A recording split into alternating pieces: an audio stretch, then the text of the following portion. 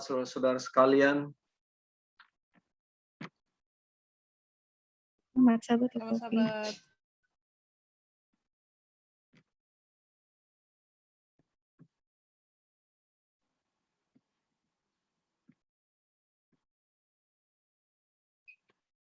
ya, puji Tuhan di sahabat ini kita bertemu lagi, dan kalau kita mau memperhatikan kebaikan Tuhan dari waktu ke waktu yang jadi bagian kita semua, ya, perenungan pribadi masing-masing, melihat betapa baiknya Tuhan, dan kita rasakan setiap hari, terutama waktu kita bangun pagi masih bernafas, waktu kita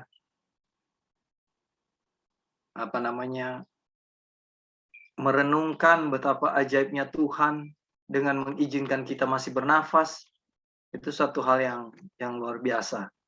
Dan di situ kita lihat, kalau saat ini kita sedang bahas tentang God in Creation, ya, yang dibawakan oleh Sister Wanda. Bangun pagi, keluar dari rumah, atau yang sudah di country living, lihat alam, itu satu hal yang luar biasa. Dan pagi ini ucapan syukur yang sama yang saya mau naikkan secara pribadi kepada Tuhan, dengan segala berkat-berkatnya, boleh mempertemukan kita lagi untuk melanjutkan pelajaran kita, ya. Minggu yang lalu kita sudah bahas beberapa kutipan, ya. Kita belum jauh, baru sekitar 3 kutipan atau 4. Nah, saya mau review sedikit apa yang sudah kita belajar hari Sabat yang lalu. Ini kita sekarang posisinya adalah di chapter 14 dari buku Petunjuk Diet dan Makanan Anda, atau Counsel Diet and Foods. Dan judulnya adalah Healthful Cookery, atau masakan yang menyehatkan. Di Sabat yang lalu, kita sudah membahas tentang masakan yang tidak memenuhi syarat adalah dosa. Ya. Menempatkan makanan tidak dipersiapkan dengan baik di atas meja itu adalah dosa. Saudara-saudara, biarlah itu jadi satu penekanan. Jadi menyiapkan makanan itu nggak bisa asal-asalan.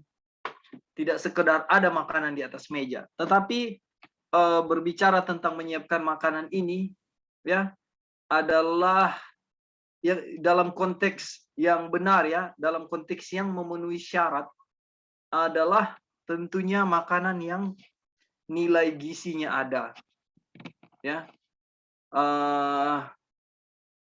Terkadang kita selalu terbiasa dengan melihat quantity, ya, atau porsi, ya, banyak misalnya, atau ada yang sedikit, tapi biasanya kita persiapkan banyak karena kita mau makan banyak. Ini pola pikir kita terbiasa dalam hal itu. Bagaimana dengan kualitas? Bagaimana dengan unsur dari makanan itu? Apakah dengan memakan ini kita akan menerima asupan gizi yang cukup, atau nutrisi-nutrisi yang baik yang bisa masuk dalam tubuh kita? Inilah yang disebut mempersiapkan makanan yang memenuhi syarat. Dan kalau tidak sesuai dengan itu, sekedar saja. Contohnya, nasi goreng makanan enak, ya. Cara memasaknya yang benar itu pasti akan enak, ya. Tetapi kalau kita hanya menyuguhkan nasi goreng saja, ini kita tidak mendapat asupan gizi yang cukup. Karena kita tahu, apalagi untuk vegetarian, ya, nasi goreng kita tahu kalau dimasak dengan baik, dengan cara yang benar, akan dari segi rasa luar biasa, ya. Tapi kita lihat kesederhanaan nasi goreng. Hanya seperti itu, saudara-saudara tahu, ya. Tapi bagaimana dengan makanan yang sesungguhnya, yang seperti ada sayur, kacang-kacangan, ada buah-buahan, ada karbonya itu cukup. Nah, hal-hal ini juga harus dipertimbangkan. Makanya itu disebut, kalau ini tidak memenuhi syarat, hal-hal ini tidak ada, ya, ini disebut adalah dosa. Nah, di dalam satu ketul roti, sepotong roti yang baik itu ada agama yang praktis, ya. Jadi itu biarlah boleh menjadi pemikiran buat kita bahwa kenapa agama praktis? Karena kalau kita makan benar, kesehatan kita dan ayat yang kesehatan kita di dalam tubuh kita itu terjaga, dan ayat yang mengatakan tubuhmu adalah kawah Allah, ya, itu benar-benar terjaga dan hasilnya adalah sehat. Baik, kita pada kutipan berikut.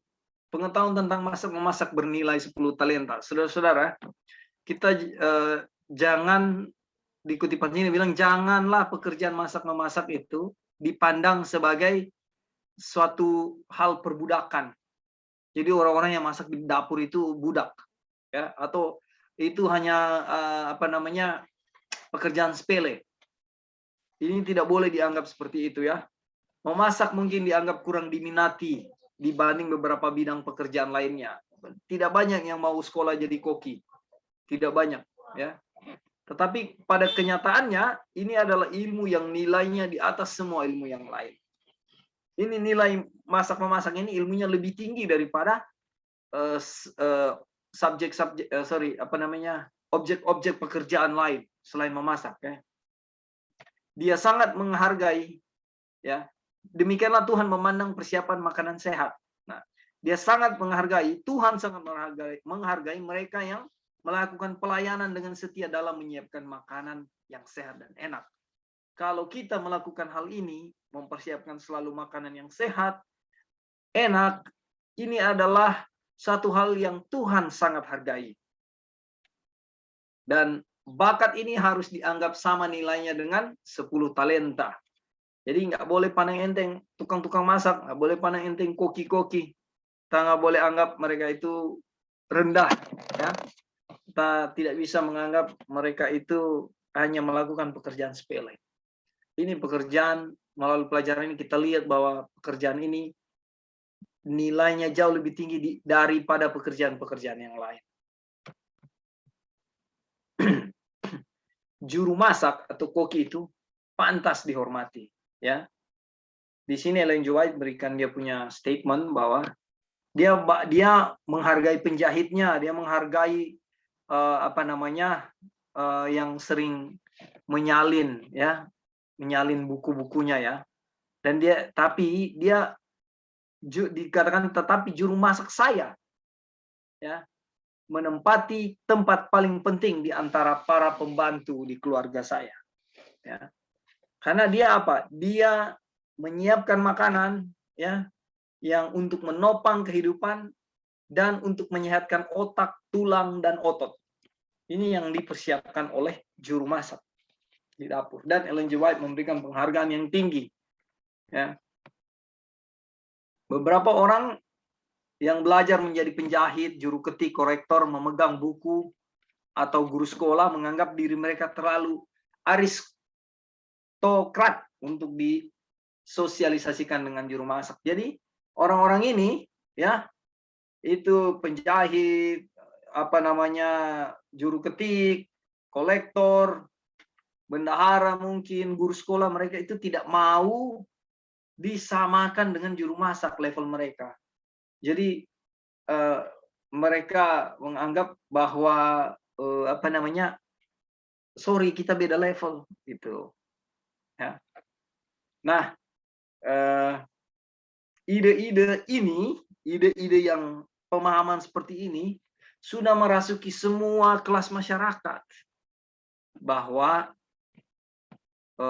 koki itu tidak selevel dengan kita. Kalau di kapal saya kasih gambaran dulu waktu saya ada di kapal pinisi Indonesia, semua kru orang Indonesia. Koki itu ada chefnya atau kokinya itu, dan ada asisten chefnya, ya. Asisten koki mempersiapkan makanan untuk kru, dan kokinya itu mempersiapkan makanan untuk tamu-tamu. Nah, sering terlihat bahwa kaptennya, lalu mualim 1, mualim 2, lalu juru-juru mudinya atau orang mesinnya, ya chief engineer-nya, KKM. KKM itu kepala kamar mesin, atau masinis 1, masinis 2, oilman, itu merasa mereka lebih penting daripada tukang masak. Ya, karena mereka merasa posisi KKM-nya bilang kalau saya tidak nyalakan mesin, kita nggak bisa jalan. Tour ini nggak bisa perjalanan kita, trip ini nggak bisa dioperasionalkan. Saya memegang hak untuk tidak menyalakan atau menyalakan mesin. Kapten, saya orang nomor 1 di atas kapal. Saya yang menentukan segala sesuatu. Kalau saya bilang jalan, jalan. Kalau saya bilang tidak jalan, tidak jalan. Ya. Lalu Mualim 1, saya yang atur-atur kru, saya yang atur-atur penumpang, saya yang atur tripnya. Lalu yang Mualim 2 bilang, saya yang atur kru. Kalau krunya saya tidak atur, mereka nggak bisa kerja baik. Nah, segala sesuatu, segala sektor itu merasa bahwa mereka lebih penting daripada yang lain. Pada kenyataannya, saudara, kalau kita sudah di tengah laut, kalau koki tidak masak, kita stres, habis kerja capek, ya, kedinginan di air, naik makanan tidak ada, lalu kru ABK yang lain juga saat mereka kerja.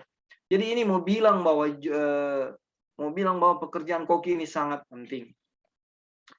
Juru masak dibuat untuk merasa bahwa pekerjaannya adalah pekerjaan yang menempatkannya pada skala kehidupan sosial yang rendah. Ini orang punya pemahaman begitu. Ya, bahwa tukang masak itu skala kehidupan sosialnya rendah. Nah, satu-satunya keajaiban adalah ada begitu banyak yang mau menerima perlakuan seperti itu. Ya. Jadi menganggap juru masak ini rendah. Juru masak yang mengisi tempat penting dalam rumah tangga, ia sedang menyiapkan makanan yang dimasukkan ke dalam perut, membentuk otak, tulang, dan otot. Kesehatan semua anggota dan keluarga sangat bergantung pada keterampilan dan kecerdasannya. Ini betapa juru masak sangat penting. Orang yang menyiapkan makanan yang akan ditempatkan di perut kita untuk diubah menjadi darah untuk menyehatkan sistem, menempati posisi yang paling penting dan ditinggikan. Oleh sebab itu, pelajaran sahabat yang lalu kita tiba sampai di sini. Pesan yang boleh hal yang boleh kita terima adalah kalau kita masih memiliki sifat yang kurang menghargai koki-koki, yang memiliki pemahaman yang umum bahwa koki itu levelnya rendah, tukang masak itu levelnya rendah, atau tukang masak itu hanya sekedar pembantu di rumah, ya, biarlah dalam pertolongan Tuhan kita bisa merubah pemandangan itu. Karena betapa pentingnya melalui pekabaran ini, melalui pelajaran kita saat ini, posisi koki dan tanggung jawab koki itu di mata Tuhan sangat berharga. Baik, kita masuk pada pembahasan saat ini. Kewajiban setiap wanita untuk menjadi juru masak yang terampil. Ini saudara-saudari, di sini kita bahas tentang wanita. Nanti ada pria juga, ya. Saudara-saudari kita sering tidak tahu cara memasak. Jadi banyak nona-nona yang ingin tahu memasak. Banyak anak-anak muda perempuan, ya. Ada ibu-ibu yang sebaya saya yang baru bisa memasak karena selama masa mudanya dia mungkin sibuk memilih sebagai seorang yang profesional yang bekerja di kantor di perusahaan, sehingga mereka banyak kurang pengalaman dalam hal memasak, ya. Untuk itu saya akan mengatakan saya akan pergi ke juru masak terbaik yang dapat ditemukan di negara ini dan tetap di sana. Jika perlu, selama berminggu-minggu sampai saya menjadi nyonya seni. Ini Ellen G. White bilang, ya, dia mau pergi untuk belajar. Seorang juru masak yang cerdas dan terampil. Ya. Dia mau jadi seperti itu. Saya akan mengikuti kursus ini jika saya berusia 40 tahun. Merupakan tugas Anda untuk mengetahui cara memasak. Tugas nona-nona, ibu-ibu, ya, adalah untuk memasak. Dan merupakan tugas Anda untuk mengajari putri Anda, memasak. Nah, ini menarik sekali saudara-saudara ya. Jadi kita mengajari anak-anak perempuan kita memasak. Anda membangun di sekeliling mereka penghalang yang akan melindungi mereka dari kebodohan dan keburukan yang mungkin akan membuat mereka tergoda untuk terlibat di dalamnya. Jadi waktu kita mengajarkan anak-anak perempuan kita, ya, tidak menutup kemungkinan juga anak-anak laki-laki kita, dikatakan bahwa kita sedang membangun tembok, ya, penghalang, membangun benteng dari apa? Kebodohan dan keburukan, ya, godaan-godaan di luar. Jadi ketika mereka merasa bahwa di dalam rumah itu ada hal yang menarik buat mereka untuk mereka ketahui, untuk mereka pelajari, itu akan membuat mereka terbiasa untuk tidak terpengaruh dengan hal-hal yang ada di luar. Baik, di paragraf ini, apakah saudara-saudara memiliki masukan, tanggapan, pertanyaan? Disilakan.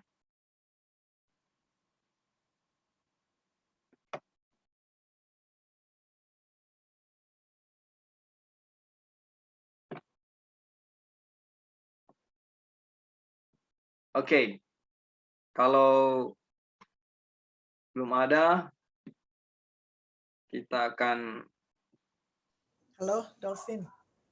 Ya, silakan. Juru masak yang terampil itu ada kelasnya atau yang penting kita rajin di dapur ya. Saya dulu nggak bisa. Iya. Saya dulu nggak bisa masak. Dan itu berarti masaknya harus masakan yang sehat kan? Karena kita baru mengenal masakan apa yang sehat gitu, baru belajar. Nah dulu saya nggak tahu. Yang bisanya harus belajarnya yang bangga kalau saya masak rendang, opor, begitu-begituan ya. Itu kan yang masakan Indonesia. Jadi harus tahu masakannya ya Padang atau masakan apa, Palembang. Pokoknya semua yang nggak taunya kita sekarang udah harus berubah kan. Dari situ kita belajar di sini, harus tinggalkan semua itu yang karena tidak sehat. Ternyata itu yang selama ini yang saya rasakan, wah itu yang paling enak, yang begini, yang begitu. Rupanya itu tidak sehat, tidak menyehatkan. Yeah. Makanan Palembang juga itu duren, kita bikin kayak pakai garam supaya dia supaya di apa itu kayak Kalimantan punya juga ya. Jadi supaya diawetkan lah supaya diiniin. Nggak taunya sekarang kita belajar bahwa itu tidak sehat. Nah banyak sekali yang harus ditinggalkan. Sekarang ini ya karena sudah melekat lagi ya kesukaan. Kita aduh ini segala macam, aduh yang enak seenak. Nah ya dengan bantuan berdoa sama Tuhan kita harus tinggalkan semua itu karena kita udah mengenal. Jadi di sini harus bikin yang enak tapi yang sehat. Nah ini yang gimana? Yang tadi seperti kamu bilang nasi goreng. Yeah. Dulu nasi goreng makannya pakai bikinnya kayak nasi goreng sama ikan asin. Wah itu enak benar. Nah sekarang itu harus ditinggalkan lagi. Kita udah jarang masak nasi gorengnya sekali-sekali. Tapi kalau mau masak nasi itu hanya sepintas lalu aja, pakai tahu, pakai sayur-sayuran gitu ya. Nah itu lebih simpel gitu. Maksudnya cepat, jangan terlalu lama di situ juga di kuali gitu. Dan banyak perubahan yang harus dipelajari. Jadi di sini sebenarnya itu nggak perlu koki ya kita sekolah karena yang sekolah itu banyak diajarinnya yang macam-macam. Jadi kalau misalnya sekarang kan sudah sekolah kita itu di YouTube, kita mau apa di YouTube cari yang vegan, yang vegetarian, yang simple, yang apa gitu. Nah banyak diubah sendiri. Kita nonton di YouTube, oh kayaknya ini yang simple gitu ya, tapi banyak juga diubah sendiri karena banyak yang harus kita nggak sertakan gitu. Nah Ya itulah pengalaman yang sudah saya rasakanlah gitu ya. Setelah kita belajar firman Tuhan banyak yang harus ditinggalkan itu dan jadi tapi enak juga walaupun nggak pakai bumbu-bumbu kok. Itu hanya tergantung dari lidah kita dibiasakan.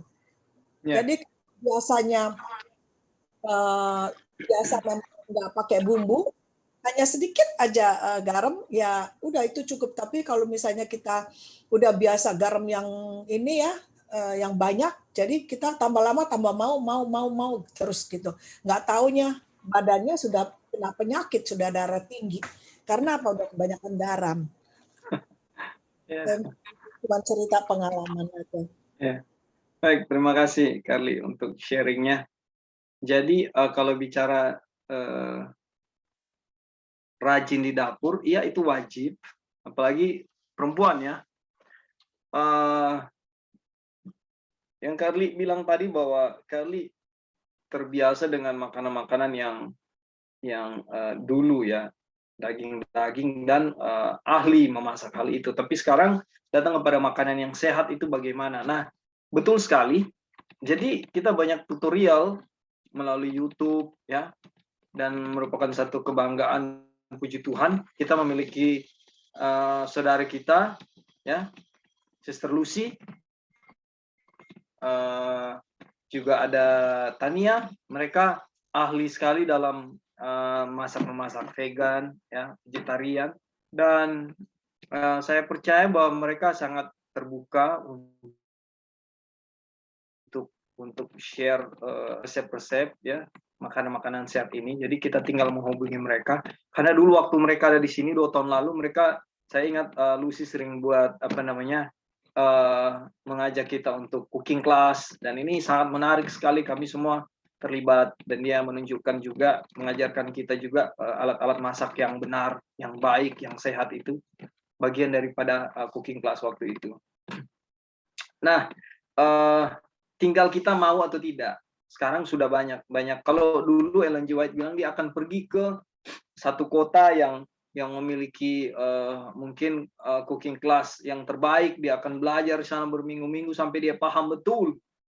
Nah, kalau sekarang kita nggak perlu kemana-mana, ya hanya melalui media sosial, melalui video call, kita bisa dapat tutorial makanan-makanan yang sehat untuk kita bisa praktekkan langsung. Baik, terima kasih. Oke, kita ke paragraf berikut ya.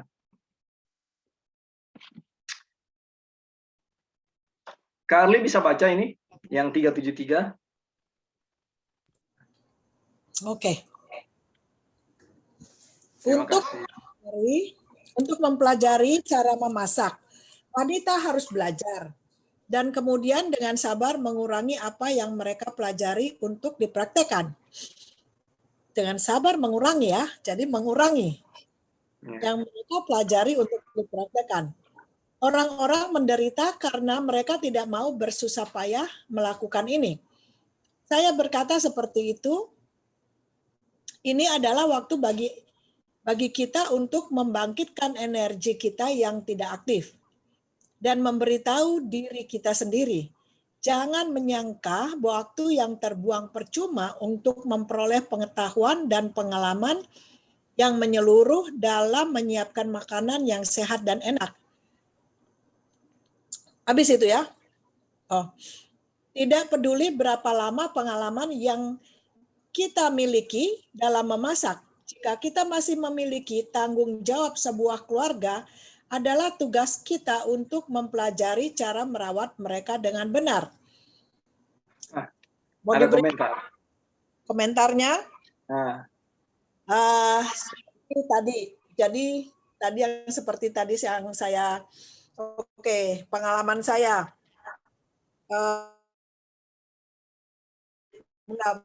Bukannya tidak belajar memasak, belajar memimpin karena jarang praktek. Lupa, dan bukan itu aja, kayaknya pembeliat gitu ya, rumit amat gitu loh. Waktu belajar bikin kue sus, kue ini, kue itu gitu ya dulu. Aduh, dari tante saya, kayaknya susah amat sih, rumit gitu loh. Nggak taunya ada yang praktis gitu. Iya. Kok ini begitu gitu. Aduh susah amat. Akhirnya apa? Kita nggak udah males gitu. Karena apa? Karena susah amat gitu. Perasaan saya ya susah. Karena belum terbiasa juga mungkin karena banyak begininya, begitunya, harus bikin sausnya. Terus kita belajar kayak kue bolu, kue lapis, apa semua itu aduh rumit gitu rasanya. Perasaan tuh rumit. Jadi udah males sayanya. Ya belajar tapi nggak pernah hafal-hafal, nggak pernah inget-inget gitu karena nggak mungkin nggak menyenangi karena terlalu rumit gitu.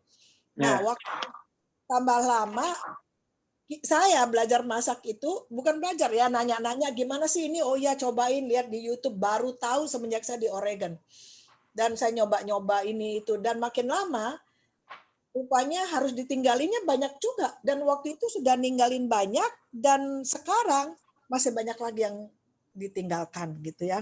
Jadi masih kita makan-makan kuenya apa dan sekarang sudah harus tinggalkan juga karena itu udah nggak terlalu sehat. Sekarang aja udah coba yang lebih sehat. Jadi kayak aduh kemarin karena kita mau enak garamnya sampai yang berasa apa. Nah itu semenjak anak saya udah pindah, saya bilang kita nggak perlu yang enak-enak lagi. Jadi mengurangi garam, ngurangin gula, ngurangin semua dikurangin. Jadi makannya yang steam, sayur steam, cuman pakai lemon atau apa aja yang gampang-gampang, yang mudah-mudah dan tambah lama tambah terbiasa dan itu sudah enak Ya. bagi kita. Jadi lidah ini tergantung bagaimana kita bukan hanya menyesuaikan hatinya. Kalau kita rasa, walaupun hanya rebusan itu kita rasa udah enak ya udah enak gitu. Jadi apa yang ada di otak kita ya, itu yang saya praktekkan. Jadi kalau saya masak nasi karena supaya ada gizinya, tapi nggak tahu itu mungkin salah ya. Tapi ya so far saya udah berapa tahun ini kayak misalnya masak nasi karena supaya gizinya komplit karena kita makan sehari cuma 2 kali, makan pagi saya makan buah, makan siang makan nasi sama sayur. Jadi nasi saya itu selain saya bukan nasi putih tapi nasi brown, nasi coklat, nasi brown sama beras merah atau beras hitam tercampur sama beans. Beans itu apa kacang-kacangan. Jadi sama aja di rice cooker yang gampang karena nggak itu yang gampang. Jadi udah ada beansnya, ada dia punya proteinnya, jadi gitu. Jadi kalau saya bikin roti sekarang ini cari yang karena sudah belajar katanya flour itu tepung itu nggak bagus, jadi kita cari yang grain yang masih utuh, kita blender, ditambahin karena belajar waktu itu dari Joy masukin flaxseed, chia seed, apa katanya supaya jadi satu kali tembak dapat 10 gitu. Itulah istilahnya. Jadi semua udah di situ. Karena apa? Karena kita kalau terlalu banyak kita nggak bisa kemakan. Jadi kalau cuma satu macam at the time kita udah keburu kenyang cuma bisa satu macam. Jadi ya saya masukin aja di situ semua. Jadi makan satu roti udah komplit dia punya ininya. Jadi pakai nut juga, nut butter itu bikin sendiri aja.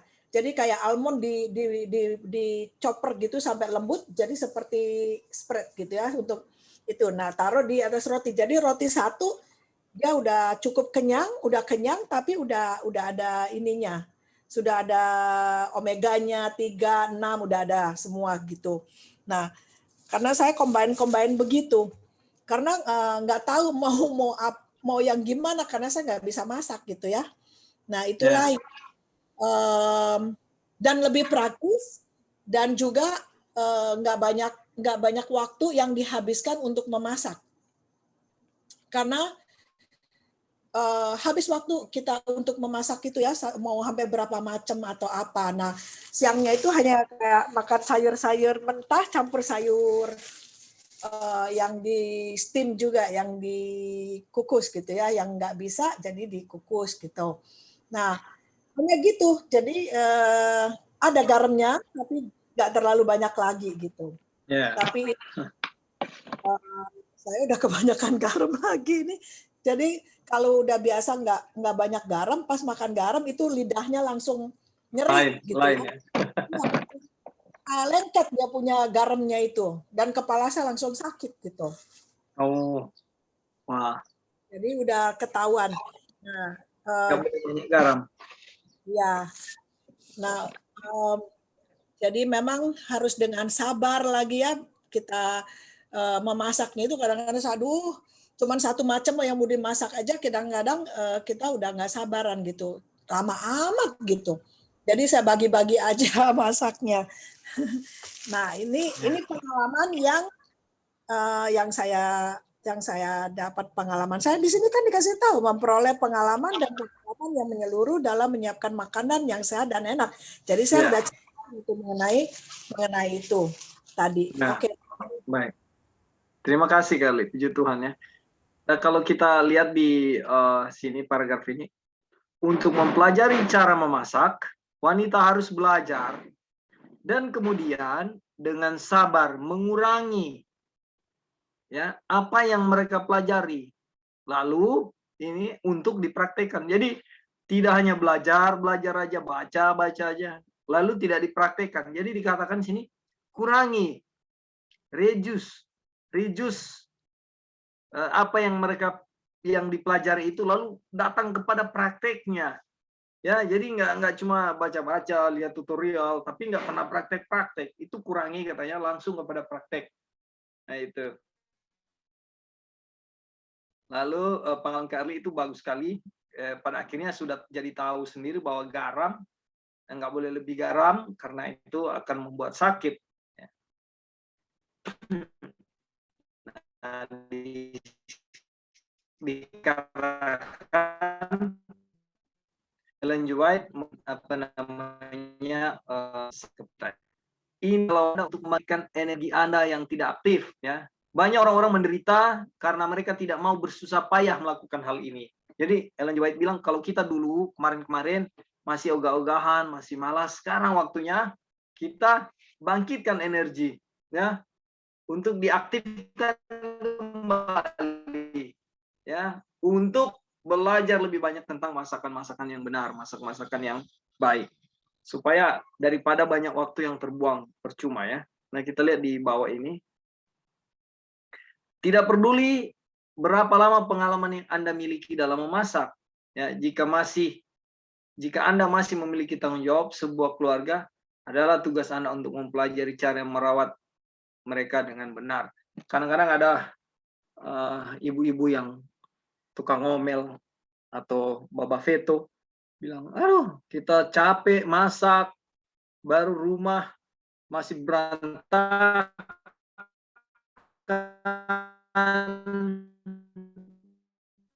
datang di apa namanya ya nona-nona, wanita-wanita muda, bahwa tugas Anda itu memasak gitu.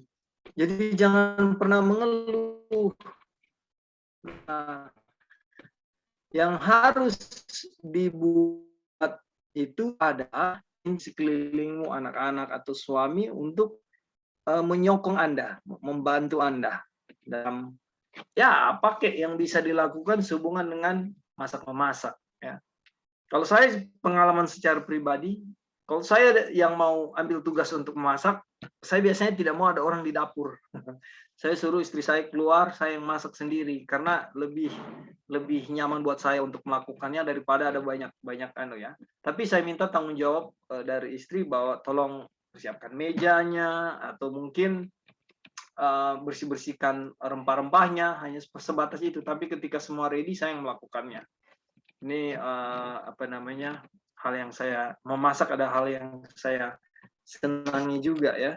Sehingga kalau makan makanan-makanan daerah, makanan-makanan lokal, saya bisa masak. Tapi memang benar kayak Erle bilang, sekarang kita ada pada level yang harus mempelajari lebih dalam dan lebih serius lagi untuk memasak masakan yang lebih sehat ya.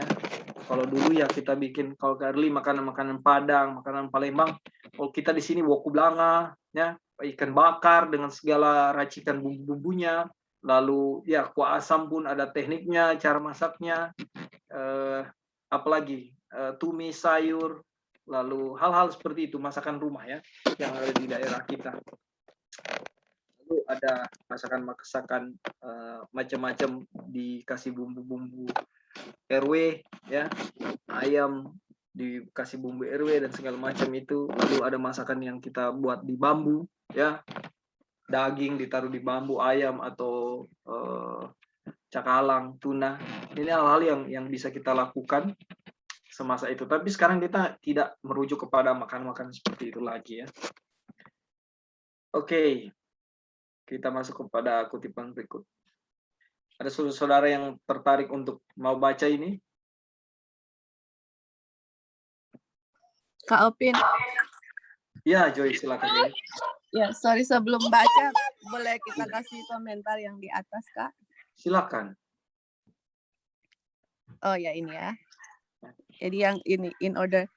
Untuk mempelajari cara memasak, wanita harus belajar dan kemudian dengan sabar mengurangi apa yang mereka pelajari untuk dipraktekkan. Mungkin kan bahasa Inggrisnya and then passionately reduce.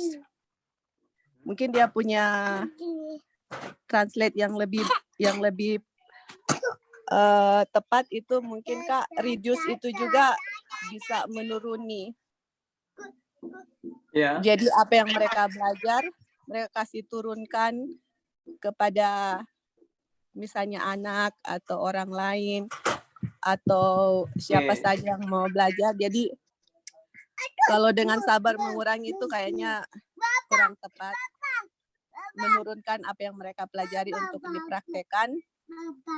Dan kemudian untuk mempelajari cara memasak juga itu ada 2 prinsip yang Ellen White kasih kepada kita, yaitu makanannya itu harus sehat dan healthful and palatable. Sehat dengan enak gitu. Jadi makanya kan dianjurkan kepada kita untuk belajar memasak ya, apalagi ibu-ibu atau kaum wanita.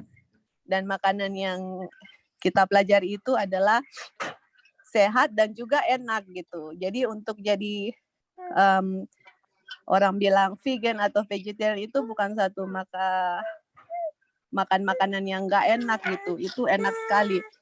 Ada teman di gereja di sini, dia itu suka masak yang gluten free dan dia punya roti itu dia kasih kita rasa gitu ya, suaminya kasih ke kita. Dari seluruh yang kita pernah rasa itu gluten free dari roti, kita nggak pernah rasa yang seenak yang dia kasih gitu. Aduh, enaknya minta ampun. Sampai kita pingin kayak apa ya, kalau ada waktu pingin bagaimana dia bisa bikin makanan seperti ini yang pokoknya kita udah kalau mau cari makanan ya belajar, tanya dia gimana resepnya cara bikinnya. Iya, itu dia. Makanya everywhere kita pergi, Tante Li tahu di Amerika itu kan banyak yang gluten free. Tapi kayak dry begitu, nggak enak. Ini very moist, dia punya roti enak terus padat gitu. Kalau kita beli roti di sini atau di Indonesia juga itu kan ringan ya, satu plastik besar kalian bisa lempar-lempar. Ini berat, dia punya roti ini berat, tapi enaknya minta ampun. Terus dia masak apa? Dia bilang kalau dia masak itu dia masak masakan yang sehat dan enak. Nah ini dia yang Ellen White bilang. Kalau kita mau masak harus masakan yang enak dan sehat gitu. Dan dia kasih dia punya ingredient di roti itu, aduh ingredientnya memang baru tepung-tepungnya itu udah wow, it's very healthy ya, dia punya ingredients. Jadi ya itulah, mudah-mudahan ada waktu yang luang dan di kita di sini, di tempat kita sini juga di gereja mereka ada cooking class gitu, vegetarian, makanan dari Asian food, makanan Mexican food, American food, yang vegetarian. Setiap hari Minggu mereka ada cooking class gitu. Cuman ya itulah sayangnya kita susah untuk cari waktu karena ada anak kecil. Hopefully in the future bisa, karena ini Ellen White bilang, Roh Nubuat bilang, ini bukan wasting time, bukan buang-buang waktu untuk belajar masak yang sehat. Ini perlu karena keluarga kita punya seluruh keluarga kita, mereka punya kesehatan dan semuanya itu kan ditentukan oleh siapa yang masak gitu ya. Jadi memang sangat dianjurkan dan memang itu juga kita punya keinginan dan kita suka juga untuk masak masakan yang sehat begitu. Jadi yang seperti Tante Early juga bilang atau teman-teman bilang, kalau mungkin in the future kita bisa minta lagi Kak Lucy atau siapa saja yang punya resep-resep yang enak tapi bergizi gitu untuk dibagikan supaya bisa dipraktekkan gitu. Oke, thank you Kak Opin. Hanya itu yang mau ditambahkan. Thank you, puji Tuhan. Oke, terima kasih Joy untuk tambahannya. Baik, saudara-saudara, masih ada yang lain mau punya tanggapan atau kita langsung saja masuk pada chapter ini? Ada yang tertarik untuk mau membacakannya? Bisa, Kak. Oke. Wanda, silakan. Oke. Biarlah pria dan wanita belajar memasak. Banyak orang yang mengadopsi reformasi kesehatan mengeluh bahwa ia tidak setuju dengan mereka. Banyak orang yang mengadopsi reformasi kesehatan mengeluh bahwa ia tidak setuju dengan mereka. Tetapi setelah duduk di meja mereka, saya sampai pada kesimpulan bahwa bukan reformasi kesehatan yang salah, tetapi makanan yang dipersiapkan dengan buruk. Saya menghimbau pria dan wanita yang telah diberi kecerdasan oleh Tuhan belajar memasak. Saya tidak salah saat mengatakan pria, karena mereka serta wanita perlu memahami cara menyiapkan makanan yang sederhana dan menyehatkan. Bisnis mereka sering membawa mereka ke tempat mereka tidak dapat memperoleh makanan yang sehat. Mereka mungkin dipanggil untuk tetap berhari-hari dan bahkan berminggu-minggu dalam keluarga yang sama sekali tidak peduli dalam hal ini. Kemudian, jika mereka memiliki ilmunya, mereka dapat menggunakannya untuk tujuan yang baik. Nah, gimana Wan? Iya, jadi bukan hanya bukan hanya ibu-ibu ya atau wanita yang harus menguasai makanan yang sehat ya untuk belajar memasak makanan yang sehat, tetapi dihimbau sebaiknya pria juga atau bapak-bapak juga, anak muda juga pria harus bisa belajar memasak, karena katanya ini case kalau dia ada perjalanan pekerjaan, dia pergi ke satu tempat, memang kita semua pasti pernah mengalami hal seperti itu ya. Kalau kita sudah pergi ke suatu tempat, pasti istilahnya diet kacau, terus makan apa yang ada. Nah, dihimbau sebaiknya untuk kita semua bisa kuasai belajar masak yang sehat agar supaya dimanapun kita pergi untuk tugas atau apapun itu, kita sudah bisa masak sendiri makanan kita gitu. Dan ini juga bisa bukan hanya untuk kita punya kesehatan, dibilang juga kita bisa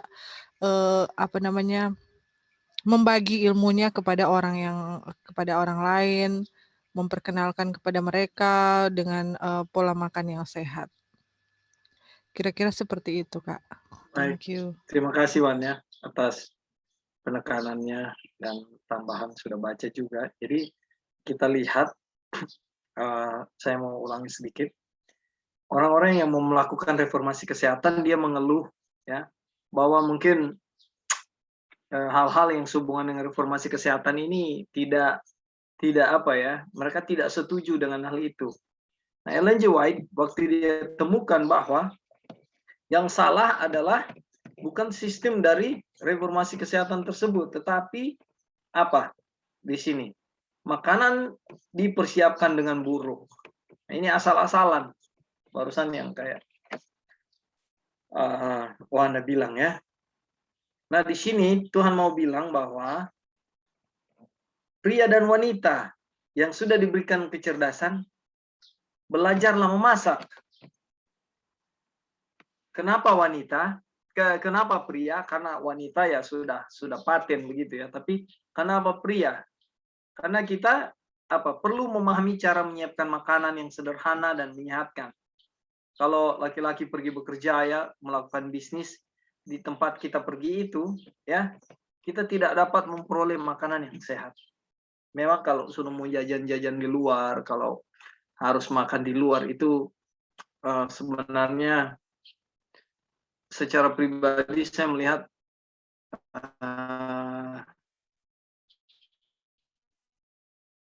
kalau ini bertahan satu saja karena kita tahu bahwa di luar itu jaminannya kebersihan dan bumbu-bumbu yang dimasukkan itu kita tidak tahu, kita hanya bisa mencicipinya ya.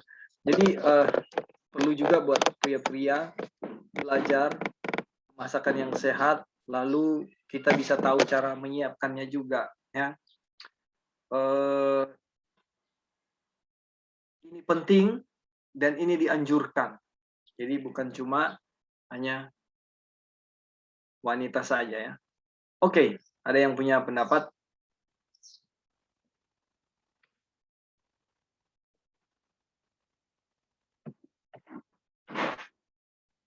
Oke, kalau belum kita maju ya. Nah, ini bacalah majalah kesehatan. Ini anjuran ya. Mereka yang tidak tahu bagaimana memasak secara higienis harus belajar menggabungkan barang-barang makanan yang sehat dan bergizi sedemikian rupa untuk membuat hidangan yang menggugah selera. Biarlah mereka yang ingin mendapatkan pengetahuan di baris ini berlangganan jurnal kesehatan kita. Mereka akan menemukan informasi tentang hal ini di dalam diri mereka. Ada banyak buku-buku tentang kesehatan dan ada satu yang tidak pernah saya tahu, tetapi saya justru temukan itu dari paman saya yang adalah seorang non-Advent. Dia menunjukkan buku itu kepada saya, dan mungkin saudara-saudara yang lain tahu buku itu ya. Sebentar ya, saya lagi mau lihat buku apa itu, saya lupa judulnya ya. Di situ saudara-saudara sangat baik sekali, di mana jus terapi, makanan-makanan disuguhkan di situ, dan saya melihat petunjuknya bagus sekali di situ. Dan kita tidak salah untuk mau baca itu, tidak salah untuk mau belajar itu, dan sangat penting. Nah, ini sini bukunya adalah Ensiklopedia Jus Buah dan Sayur untuk Penyembuhan. Ini buku saya tidak pernah tahu, saudara. Tapi yang justru menunjukkan orang yang non-Advent. Dan buku ini buku yang dibuat oleh pakar-pakar Advent tentang kesehatan. Di situ dia diuraikan nutrisinya, cara campurnya bagaimana, semua jelas. Dan saya percaya ada buku-buku yang lain yang sudah diterbitkan tentang hal makanan, masak-memasak ya. Dan salah satu buku yang baik juga yang sedang kita pelajari ini, Petunjuk Diet dan Makanan Anda. Jadi namanya aja Petunjuk Diet. Jadi dianjurkan kita belajar dari buku-buku ini ya. Saya nggak tahu apakah jurnal kesehatan masih ada di gereja, apakah masih diterbitkan hal itu, jurnal kesehatan, misalnya seperti majalah bulanan untuk makanan-makanan yang sehat. Itu saya sudah tidak mengikuti ya. Nah, di paragraf berikut, tanpa terus-menerus melatih kecerdikan, tidak ada yang bisa unggul dalam masakan yang sehat. Jadi kayak Kak Arli bilang tadi, kita harus rajin, kita latihan terus, belajar terus dari makanan apa yang yang bisa kita dapat resep-resepnya, tapi juga kita mempraktekannya ya. Habis kita baca, belajar, kita praktekkan. Karena kalau cuma baca tanpa kita praktekkan, kita nggak pernah datang pada kesimpulan rasa, kita tidak datang pada kesimpulan bahwa saya sudah bisa melakukan hanya sekali baca resep dan saya praktekkan. Di kemudian hari kita bisa melakukannya lagi karena saya sudah sempat belajar di waktu yang lalu, itu nggak jadi jaminan kalau tidak diulang-ulang ya. Tetapi mereka yang hatinya terbuka terhadap kesan dan saran dari guru agung akan mempelajari banyak hal dan juga akan dapat mengajar orang lain karena dia akan memberi mereka keterampilan dan pengertian. Tuhan yang akan menuntun saudara dan saya untuk memiliki keinginan belajar tentang memasak masakan yang benar, menyuguhkan makanan yang layak, ya, yang sehat untuk tubuh kita. Tuhan yang akan membuat itu paten di dalam pemikiran kita, ya, di dalam kepala kita, pelajarannya dan justru keterampilannya.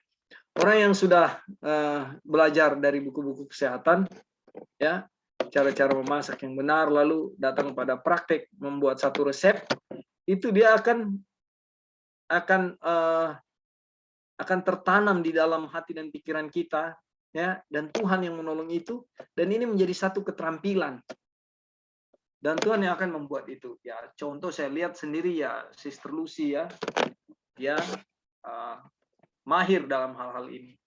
Dan itu talenta. Dan dikatakan di pelajaran sebelumnya, sahabat lalu, lebih dari itu disamakan dengan 10 talenta. Luar biasa ya. Halo. Ya, Brother Ebing, silakan. Ada pendapat. Mau tanya dulu, ini kecerdikan tepat nggak ya terjemahan? Yang mana dia? Paragraf masak harus belajar. Oh, sorry. Terus melatih kecerdikan. Without continually exercising ingenuity. Iya, dia bisa masuk di situ. Gimana, brother? Ada koreksi? Silakan. Ingenuity. Bukan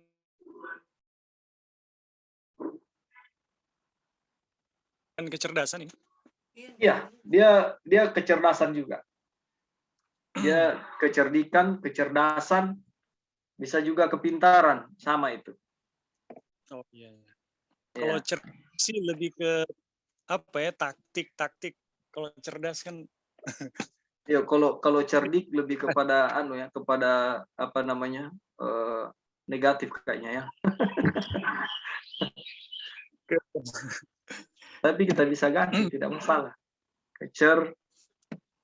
kecerdasan.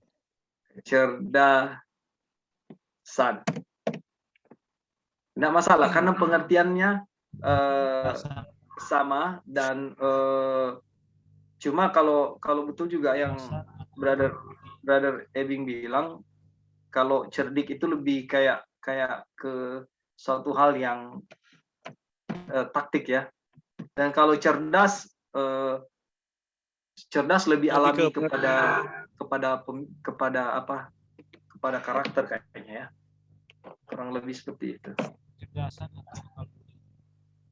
Ya, halo. Bagaimana? Halo. Ya, kecerdasan mungkin lebih cocok atau akal budi. Ya, kecerdasan bisa juga kepintaran ya. Iya. Oke. Halo. Ya. Jadi kita mau kasih tanggapan dulu. Jadi kita bisa lihat di sini dalam belajar memasak itu ilmu pengetahuan itu harus update. Nah, di dalam apa ya, mengembang terampai kemampuan memasak, orang harus belajar juga mengikuti perkembangan kesehatan. Sehingga ketika kita mau menyajikan satu makanan yang sehat, ya, kita tahu prinsip bagaimana menyajikan makanan yang sehat. Nah, di dalam menyajikan makanan yang makanan yang baik ini yang disarankan, sebenarnya ada beberapa prinsip ya. Yang pertama memang dia harus sehat ya. Yang kedua itu enak. Baru yang ketiga penampakannya itu harus sangat menarik. Baru yang keempat, dia itu punya fungsi di dalam tubuh kita. Jadi kita kira ada 4 prinsip yang kita harus paham di dalam mempelajari masak. Pertama dia sehat, kedua dia enak, baru ketiga penampakannya menarik. Saudara-saudara, kalau kita melihat makanan dari para chef, salah satu kriteria yang nilai itu bagaimana penampakannya. Dan itu menurut saya adalah universal, bukan hanya karena mereka orang kafir ya. Itu universal. Jadi Tuhan yang menciptakan keindahan tahu persis bahwa semua yang menarik itu kita inginkan gitu. Jadi kalau makanan yang disajikan itu sehat, kemudian rasanya enak, ya, penampakannya menarik, dan yang terakhir, ternyata yang kita mau makan ini nggak cuma enak, nggak cuma sehat, penampakannya nggak cuma menarik, dia punya fungsi kesehatan di dalam tubuh. Waduh, ini luar biasa. Jadi waktu kita akan makan makanan itu, kita akan bersuka cita penuh kepada Tuhan. Terima kasih Tuhan berkati.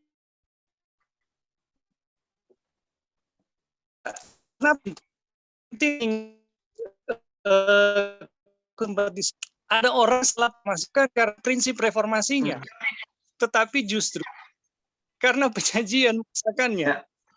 Saudara-saudara, ini penyajian masakan ini sangat penting. Kenapa?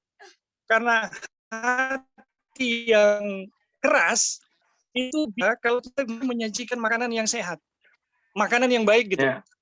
Jadi kalau kita mampu menyajikan makanan dengan sangat baik, ya orang nggak susah payah lah, saudara-saudara. Maksudnya nggak akan dari makanan aja mereka udah ya mengikuti kita gitu. Ini pengalaman ya, ini bisa tanya juga kepada saudara Christian Heli ini ada di sini. Jadi pengalaman bagaimana menyajikan sebuah makanan yang betul-betul optimum itu orang kadang udah nggak mau bertanya banyak lagi. Wah ini pasti seperti yang Ellen White katakan di atas, di dalam seketul roti yang baik itu ada agama gitu. Jadi kalau kita mampu menyajikan makanan itu dengan terbaik, kadang tanpa harus banyak argumentasi dan perdebatan, orang langsung bilang ya mereka benar tuh. Kita ingin mengikuti mereka.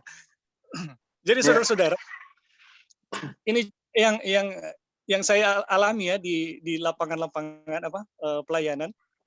Ada banyak ladang yang sulit, ya itu bisa terbuka dengan sangat mudah karena penyajian makanan. Di Papua, ini orang Papua saudara, saya injili tiap hari sama mereka nggak tahu. Dan bagaimana mereka bisa diinjili itu lewat memasak. Jadi waktu lewat memasak, mereka semua tertarik dan mulai bertanya. Nah ini kita mulai bawa dari prinsip-prinsip kesehatan sampai ke ketuhanan gitu, sampai ke agama. Jadi menjadi penting sekali bagaimana kita harus menyajikan makanan itu dengan terbaik. Dan menurut hemat saya, yang saya pelajari di Indonesia mungkin ada 2 yang perlu kita jadikan referensi. Kalau saudara-saudara pernah pergi ke restoran yang namanya Laughing Hut, ya.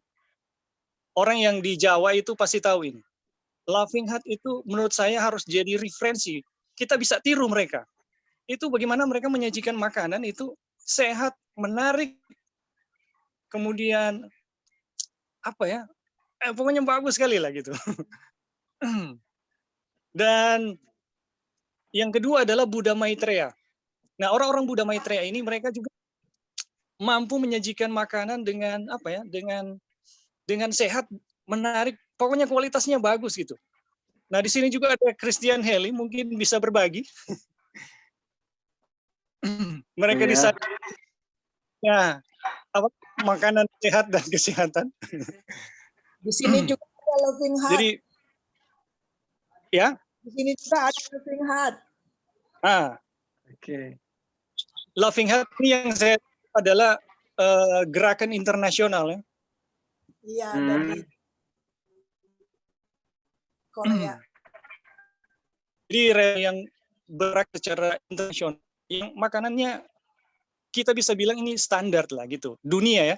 Nah, seharusnya orang ASEAN itu bisa melebihi, minimal sama. Minimal. Ketika kita membagikan makanan sebanyak ini.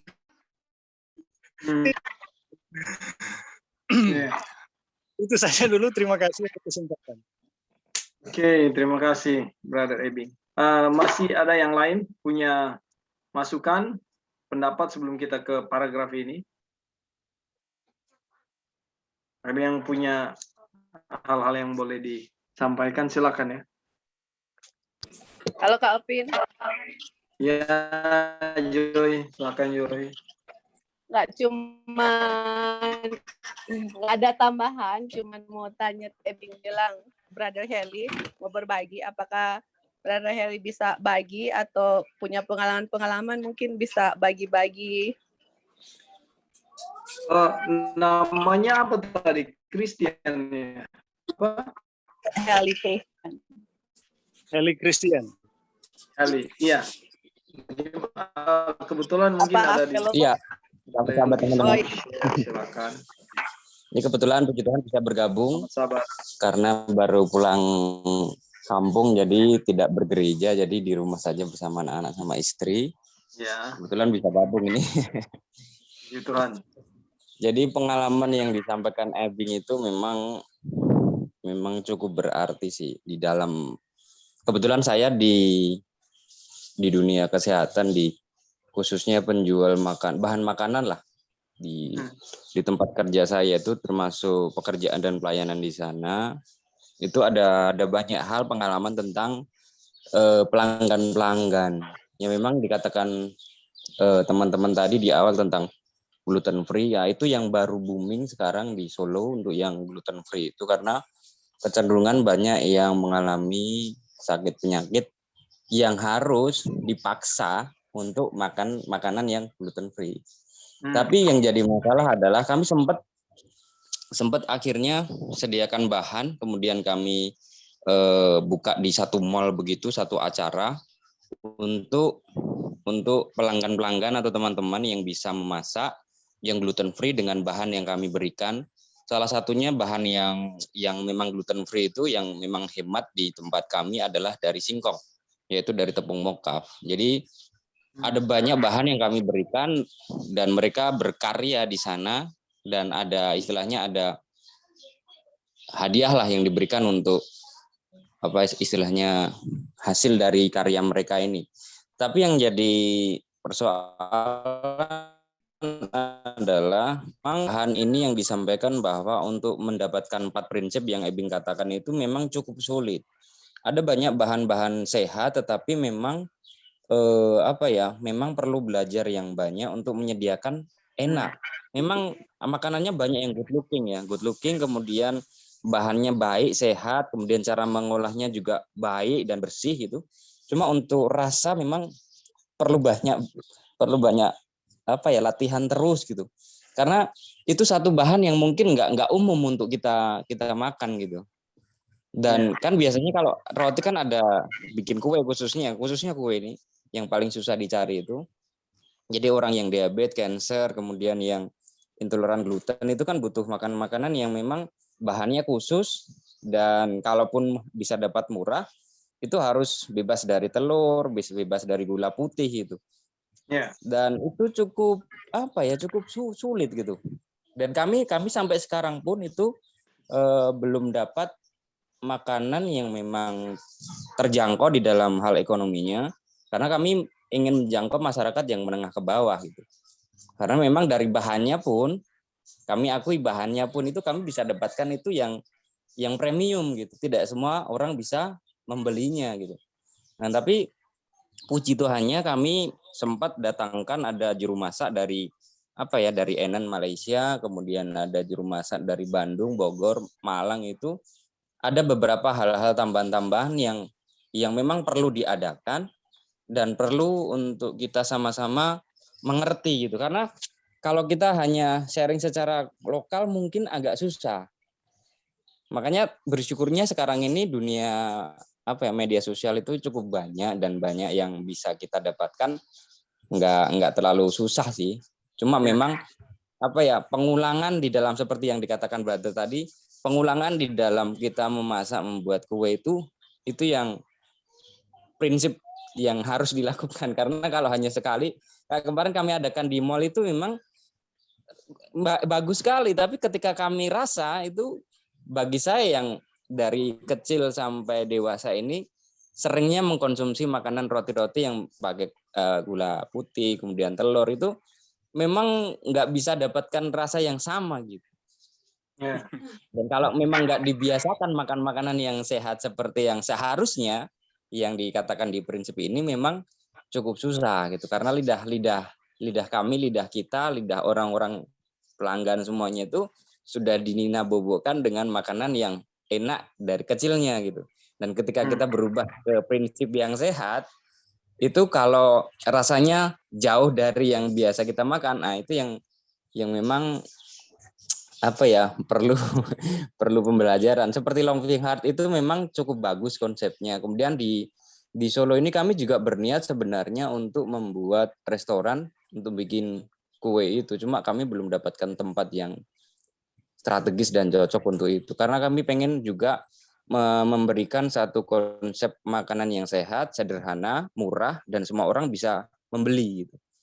Dan saya bersyukur ada pengalaman-pengalaman cara memasak yang baik, walaupun sekarang ini sudah sempat berhenti karena pandemi ini, tidak ada pertemuan kelas-kelas lagi, tapi kami bersyukur bahwa ada istilahnya ada banyak ilmu dari pelanggan yang bisa kami dapatkan gitu.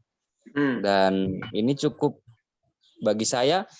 Prinsip yang lainnya adalah kita istilahnya membuka pintu, karena banyak orang yang pembuat kue ini mereka tidak membuka pintu untuk ada masukan-masukan gitu. Mereka sudah saklek dengan ini pasti enak, ini bahan saya ini kayak gitu. Nah, ini yang biasanya ketika ada pembuat kue seperti itu, ya itu susah untuk berkembang dan tidak bisa enak gitu, kuenya hanya seperti itu gitu. Jadi ini mungkin pengalaman secara pribadi sih, karena memang di sini lagi dibutuhkan itu bagi yang membuat kue yang bagus. Kalau ada memang resep-resep yang baik, yang mungkin lebih yang dikatakan tadi di awal tadi, ada pembuat kue yang memang bahannya baik dan enak dan sangat sehat, itu kalau ada resepnya sih boleh berbagi. Itu saja teman-teman, terima kasih, terberkati. Terima kasih Brother Heli, satu pengalaman yang baik ya. Ya, kita masih ada di ranah saling berbagi. Jadi ada yang punya ilmunya yang lain bisa dibagi supaya kita punya kombinasi ilmu yang banyak ya. Karena dengan berbagi ini, dengan pertolongan Tuhan, kita minta akan ada lebih banyak lagi ilmu yang kita dapat tentang menyajikan makan-makanan yang sehat ya untuk kita dan orang lain, sehingga kayak Ebing bilang tadi, tidak perlu ada perdebatan ya ketika mereka melihat makanan sehat yang kita suguhkan. Saya ingat ada sahabat istri saya yang datang dari Jakarta, satu keluarga, dan mereka orang-orang yang masih makan daging, makan ikan dan sebagainya. Dan waktu kita undang datang, istri saya bilang bahwa minta maaf, makanan kami tidak ada lagi daging atau ikan. Tapi mereka sangat antusias. Mereka bilang, oh tidak apa-apa, kami tidak keberatan, kami senang juga mau bertemu kok. Nah, tapi waktu itu istri saya sudah menyiapkan makanan-makanan vegetarian beberapa jenis. Dan ketika mereka datang dan mereka mencicipi, puji Tuhan, kesan yang mereka dapat bahwa makanannya enak dan mereka sangat antusias sekali, tertarik, bahkan beberapa kali tambah makanannya ya. Mereka makan dengan lahap, dan puji Tuhan bahwa apresiasi yang mereka rasakan itu terjadi secara natural, bukan dibuat-buat karena untuk memuji, tapi mereka memang merasakan makanannya itu enak, sederhana, dan mereka lihat unsur gizinya ada. Nah, jadi itu satu pengalaman juga buat saya dan istri saya bahwa memang apa yang Tuhan firmankan itu benar adanya. Baik, terima kasih ya untuk tanggapannya. Brother Edin tadi ada yang mau? Enggak ya? Oke. Tapi Ya, Joy silakan. ya, Brother Heli, terima kasih atas kesaksiannya, sangat menarik mendengarnya itu ya. Maksudnya, wow, kalau udah turun lapangan itu memang beda dengan hanya teori-teori. Mungkin next time kalau Brother Harry ada waktu bisa bagi-bagikan apa yang sudah pelajari, mungkin untuk kita semua resep-resep makanan dan apa pengalaman yang mungkin sudah didapat di lapangan, biar kita juga bisa belajar sama-sama. Dan ya apa namanya, doakan ya teman-teman, karena pas lagi berbicara ini semua, jadi kita malah jadi semangat untuk mau coba kontak itu. Kita punya teman yang kasih dia punya roti itu, jadi kebetulan mereka jual juga di sini, dan itu memang itu untuk orang yang safe, untuk orang yang tadi Brother Heli bilang, untuk orang yang diabetic, untuk orang yang penyakit, ada ditulis di situ penyakit-penyakitnya yang bisa konsumsi makanan itu gitu. Dan kenapa roti, maksudnya roti ya, dan kenapa rotinya itu enak gitu, itu moist, itu karena nggak pakai telur, tapi mereka pakai fibernya sangat tinggi kayak flaxseed, sama kalau kalian tahu psyllium husk gitu, dan gula yang mereka pakai itu, mereka nggak pakai gula tapi dari orange juice yang mereka peras sama pakai maple syrup begitu. Dan rasanya itu aduh. Jadi just pray, hopefully kita bisa kontak, dan hopefully kalau dia mau berbagi, aduh that would be nice ya, bagaimana cara bikinnya itu supaya kita bisa bagikan, karena ini memang sangat penting untuk kita semua, dan juga untuk apa namanya, untuk orang lain bisa membuka hati orang lain untuk bisa menerima kebenaran Tuhan. Kan tangan kanannya adalah medical missionary, dan salah satunya ini adalah makanan atau cooking class. Jadi ada banyak orang-orang yang bikin seminar mengenai kesehatan. Guess what? Untuk menarik orang punya attention datang itu, selain untuk cek kesehatan, cooking class. Siapa yang nggak mau belajar makanan yang sehatnya seperti itu? Jadi kalau boleh Brother Heli in the future, kalau nggak sibuk bisa share sama kita, dan doakan kita juga untuk bisa kontak kita punya teman itu. Siapa tahu bisa dia bagikan cara bikinnya itu, dan kita bisa coba dan share kepada teman-teman, dan bisa mungkin Brother Heli bisa try. Dan karena rasanya itu tadi kan Brother Heli bilang, karena orang udah biasa pakai telur, pakai itu, pas makan itu nggak enak. Ini enaknya minta ampun, kita nggak aduh, I was like, dan kita sampai bilang ke orang itu, kita bilang selama kita di sini, I try many gluten free bread, kita bilang, tapi kita nggak pernah makan yang seenak gini. Dia bilang I know. Dia juga udah try many gluten-free bread, nggak ada yang pernah satisfy. Dia bilang, ini yang kita bikin ini enak, orang dan jual itu produknya di sini. Anyway, okay, thank you, puji Tuhan, thank you Brother Heli. Joy, apakah dia ada tulis buku? Yes. Joy, tulis buku resep yang dia jual, gitu bisa dibeli, Joy. Di dalam roti itu udah ada sih resepnya, ini terbuat dari ini, cuman ukurannya itu kan harus tahu berapa, cara bikinnya gimana, kayak gitu. Itu dia tulis buku apa?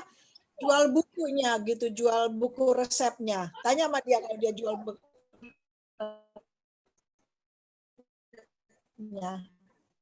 Nanti kalau kita bahas first. Ya, juga Ya, Joy, siapa tahu Om Ade mau pulang bisa titip satu ketul roti, mau coba, sarankan. Oke, Kak, we'll try. karena Ya. mau karantin di Jakarta. Oh, harus ya karantin? Aduh, Iya, iya, harus Pak. karantin 5 hari apa seminggu. We don't Ah, know, we'll see. sepertinya agak sulit ya. Nanti rotinya kelewatan. Iya. Well, anyway, terima kasih Ya, thank you, saudara-saudara Kak. kalian ini untuk share-nya, ini luar biasa. Kita masih punya 2 menit untuk satu kutipan ini. Saya coba ya, kutipan terakhir untuk kita saat ini. Kembangkan talenta perorangan. Nah, adalah rancangan Tuhan bahwa di setiap tempat pria dan wanita akan didorong untuk mengembangkan bakat mereka dengan menyiapkan makanan sehat dari produk alami di bagian mereka sendiri di negara itu. Nah, tadi yang kayak Brother Helle bilang ya, kita ada produk-produk di negara kita yang saya mau bilang Indonesia ini kaya raya, sangat kaya dengan produk-produk alami. Yang miskinnya itu knowledge-nya, pengetahuan kita untuk mengelola ini, untuk membuat hal-hal ini ya. Enggak miskin-miskin amat sih, cuma tergantung dari dorongan hati ingin mau belajar atau tidak sebenarnya. Sudah banyak tutorial, banyak saudara-saudara kita yang paham dan tahu juga bisa kita belajar dari mereka. Ya. Jika mereka memandang kepada Tuhan, ya, kalau kita memandang kepada Tuhan, kita melatih keterampilan dan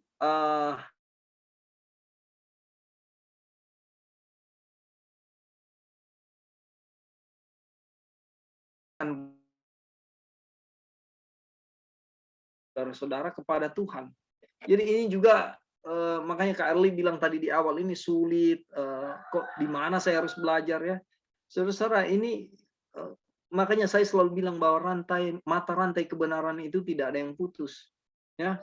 Dalam hal memasak ini diridhoi oleh Tuhan, ya.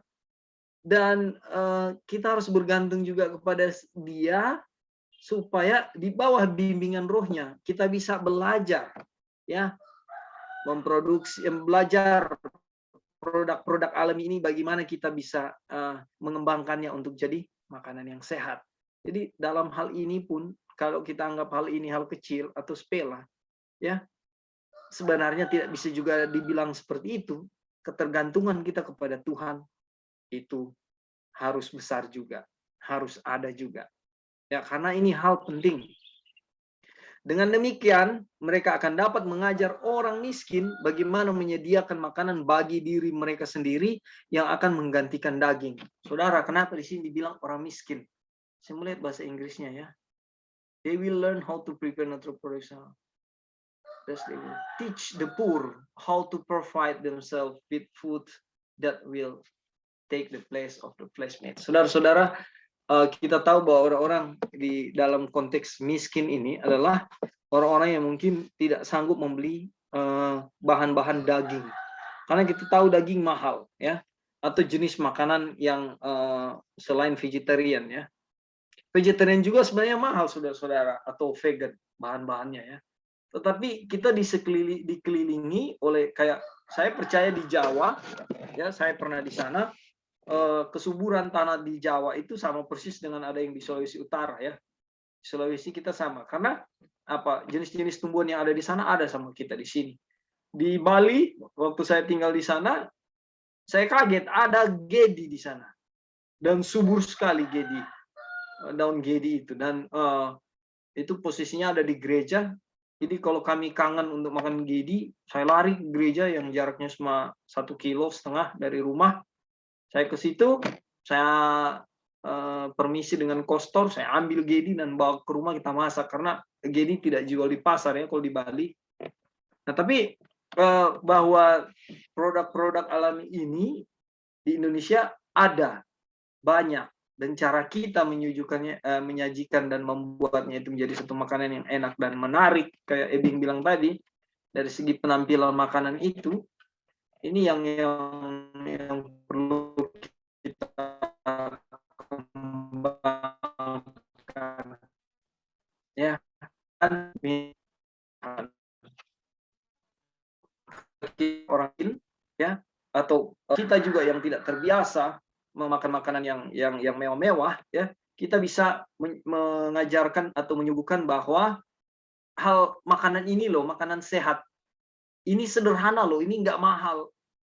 Tapi ini sehat dan ini enak untuk dimakan. Hal-hal ini bisa kita ajarkan kepada orang-orang lain. Tapi tentunya kita dulu yang belajar, sehingga manfaat itu kita rasakan, lalu kita bisa memberikan kesaksian kepada orang lain dengan enteng. Ya, karena kita sudah melakukannya lebih dahulu.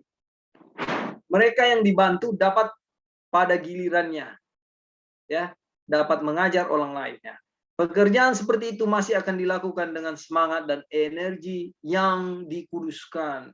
Saudara, ini ternyata melakukan hal ini adalah hal yang suci, hal yang dikuduskan, ya, dengan semangat kita, karena ini satu pekabaran. Ini bentuknya satu pekabaran kepada orang lain. Ya, kayak Ebing bilang tadi, ada tempat-tempat yang saya belum pernah melakukan itu ya, mungkin Brother Ebing sudah. Saya sering ada di Papua, bertahun-tahun saya di Papua ya, tapi bukan dalam konteks pelayanan, tetapi saya bekerja di sana, dan orang-orang di Papua yang saya tahu dulu waktu mereka naik ke kapal saya, dan koki saya harus menyiapkan masak beberapa kilo makanan yang gampang, yang cepat disuguhkan adalah nasi goreng. Jadi dia masak berapa kilo beras, pakai panci yang besar untuk memberi makan ada sekitar 30-40 orang yang naik ke kapal, orang-orang Papua yang mereka tidak pakai baju datang, tapi karena mereka sudah naik di kapal ya, mereka mengharapkan sesuatu, dan makanan nasi gorengnya itu yang diberikan, dan mereka sangat lahap makan itu ya. Tapi ketika kita menyuguhkan makanan yang menarik, yang enak, orang-orang dimanapun mereka berada akan tertarik dan melihat bahwa tanpa perdebatan mereka lihat ini satu kebenaran, dan ini satu hal yang sangat sangat baik sekali untuk mereka bisa melihat Yesus di dalam kehidupan kita. Ya. Jika hal itu pernah dilakukan sebelumnya, maka akan ada lebih banyak orang dalam kebenaran. Jadi ini benar sekali, dan lebih banyak lagi yang dapat memberikan petunjuk. Marilah kita jadi kayak multi level marketing ya, dari satu titik kepada kaki-kaki, dan terus dari kaki-kaki misalnya mengajarkan 3 orang, yang dari 1 orang dia mencari 5 kaki, dan dari 5 kaki itu mengajarkan 5 kaki yang di bawah. Jadi ini lebih banyak yang tahu, lebih banyak yang belajar, lebih banyak yang akan memberikan petunjuk ya. Marilah kita mempelajari apa tugas kita dan kemudian melakukannya ya, melakukannya. Tidak cuma sampai di belajar. Kita tidak boleh bergantung dan tidak berdaya. Jangan kayak aduh, gimana ya, saya mau belajar dari mana ya. Nah, seperti itu. Tapi tetap semangat dengan semangat yang tinggi untuk mencari. Menunggu orang lain ya. Kita tidak boleh bergantung dan tidak berdaya menunggu orang lain melakukan pekerjaan yang telah Tuhan janjikan kepada kita. Jadi kita harus di paragraf ini disarankan kita harus kembangkan talenta kita. Dengan daya upaya, cari pelajaran-pelajaran ini, belajar dari orang lain, lihat pengalaman-pengalaman orang lain, dan inilah yang dihimbau kepada kita. Baik, saudara-saudara, satu komentar ada yang mau berikan? Kita sudah lewat 6 menit ini. Halo bro, boleh dengar? Ya, silakan bro. Jadi memang ini konteksnya adalah bagaimana talenta dikembangkan supaya bisa menyiapkan makanan yang alami, sehat, tetapi enak untuk dipergunakan dalam konteks penginjilan. Penginjilan itu dalam arti orang-orang yang belum mengenal Tuhan, yang memiliki pola diet yang salah, yang tidak sehat, itu bisa ada bridging, ada edukasi, mereka bisa switch kepada makanan sehat tetapi tetap enak ya untuk melatih. Jadi di sini sebenarnya dimaksud oleh orang miskin yang makan daging itu adalah di lingkungan perkotaan dan miskin. Di situ di mana makanan enak mereka mau daging karena itu enak ya. Tapi mereka tinggal di kota dan ini tidak sehat dan harus ditolong mereka dengan yang ditekankan di sini bagaimana caranya belajar supaya mereka bisa switch ke makanan sehat. Nah, kalau kita mau melihat kalau untuk di pedesaan sendiri itu kan konteksnya untuk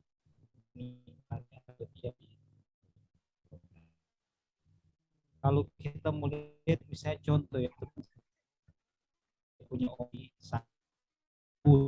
sampai 10 tahun tandanya.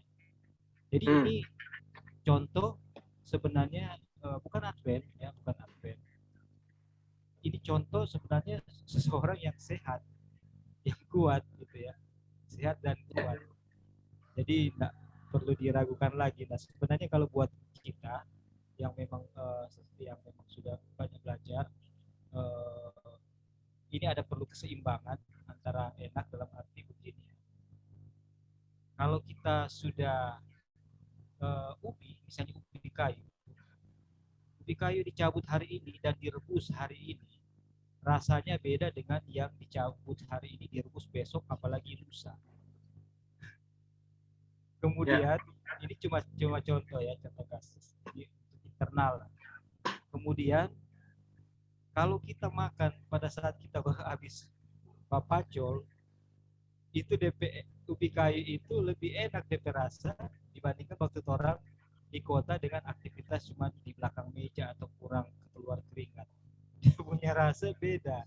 Makanya di pelajaran sebelumnya sudah diajari bahwa orang yang sensitif untuk diet yang sehat itu yang paling sensitif kalau pekerjaannya di belakang meja. Dia harus makan sebaiknya makan 2 kali sehari dan karbo diperhatikan, protein harus sangat diperhatikan dia punya porsinya. Tapi bagi orang yang dia punya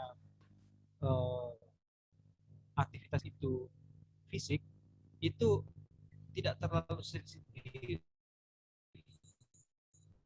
Jadi dia agak bisa makan 3 kali sehari itu tidak terlalu sensitif buat kesehatan. Kemudian tidak terlalu khawatir dengan kelebihan karbo, gitu ya. Gula tidak akan terlalu sensitif.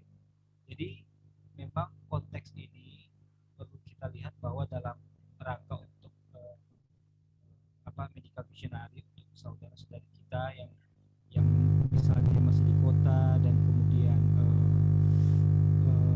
mereka mau di switch ke makanan sehat, itu perlu dikembangkan talenta untuk makanan yang waktu mereka switch mereka bisa diedukasi pelan-pelan sampai akhirnya mereka bisa lebih menerima untuk selera mereka dilatih ke lebih simple atau lebih natural lagi ya. Ini adalah proses yang sangat yang menjadi untuk mendukung penginjilan itu sendiri gitu ya. Tapi untuk kalau yang sudah lebih bisa sudah terlatih dia punya selera ya tadi bahwa makanan yang sayur yang baru dipotong ya langsung dimasak dan dimakan juga dalam keadaan pekerjaan fisik yang cukup, olahraga keringat, itu akan lebih enak rasanya dan makanan yang fresh, sayur atau buah-buahan yang baru diambil kalau dimakan itu betul-betul beda dia punya rasa. Artinya kalaupun kita misalnya ada restoran penginjilan di kota, ini kita tidak punya pengalaman, cuma teori. Tentu saudara tadi Pak Heli Christian lebih pengalaman, tapi yang kita bisa bayangkan bahwa seberapa dia punya kesegaran itu sayuran dan buah-buahan itu langsung di drop pada dipanen hari itu atau kemarin sore untuk langsung dikonsumsi besok paginya, itu akan sangat menentukan juga dia punya rasa kan, dia punya kesegaran. Karena paling sederhana saja ubi kayu aja itu cuma satu dari beberapa contoh.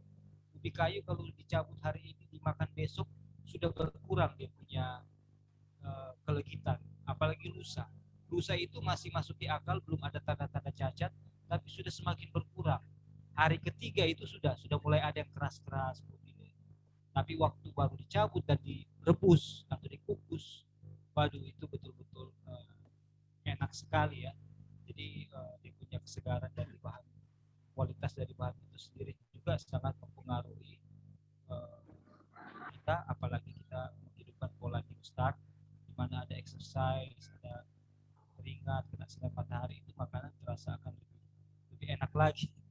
Biar cuma orang bilang biar cuma nasi dengan dabu-dabu atau apa semua, tapi lengkap nutrisinya, itu akan lebih enak terasa. Jadi ini harus dilihat kontekstualnya karena ini berlaku untuk saudara-saudari kita yang baru akan dilatih, di switch untuk mulai belajar. Oke, terima kasih. Oke, baik, terima kasih Brother Roy atas penekanan dan tambahannya. Jadi ya saudara-saudara, ialah apa yang kita dapat dari tadi kita sudah bahas sekitar 1,5 jam ini, boleh menjadi kekuatan buat saudara dan saya, dan ini kembali saya bawa untuk kemuliaan nama Tuhan, dan biarlah apa yang kita pelajari ini buat kemuliaan nama Tuhan. Saya bawa dalam nama Tuhan kita Yesus Kristus. Mari kita bersatu dalam doa.